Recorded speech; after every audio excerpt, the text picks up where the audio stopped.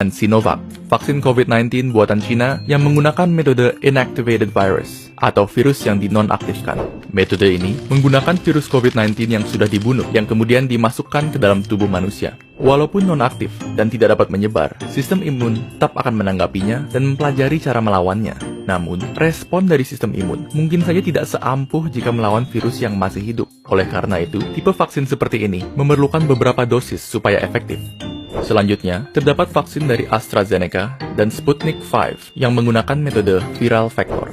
Berbeda dengan metode virus non-aktif, metode ini menggunakan virus yang masih hidup namun relatif lebih lemah, seperti adenovirus yang menyebabkan pilek.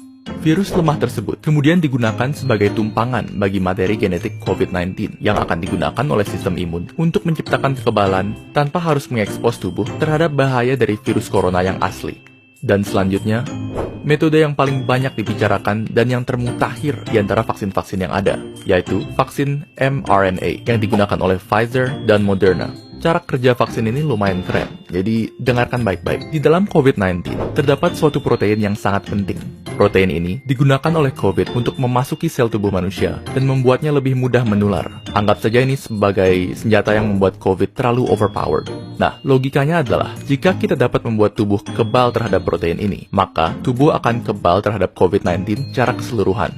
Yang dilakukan oleh peneliti vaksin adalah mengambil bagian dari DNA COVID yang mengandung blueprint untuk protein ini, dan kemudian merubah blueprint tersebut menjadi instruksi bagi sel tubuh untuk membuat proteinnya. Instruksi ini dikenal sebagai mRNA, dan mRNA inilah vaksinnya. Lalu, mengapa kita ingin sel tubuh membuat protein ini? Bukannya itu berbahaya? Tidak sama sekali.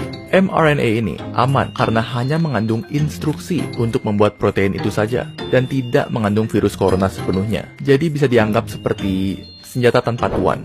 Setelah mRNA masuk ke dalam tubuh, sel tubuh akan memulai membuat protein ini yang kemudian akan ditanggapi oleh sistem imun. Setelah sistem imun berhasil menghancurkan protein ini, dia akan tetap ingat cara melawannya sehingga membuat dirimu kebal terhadap COVID-19.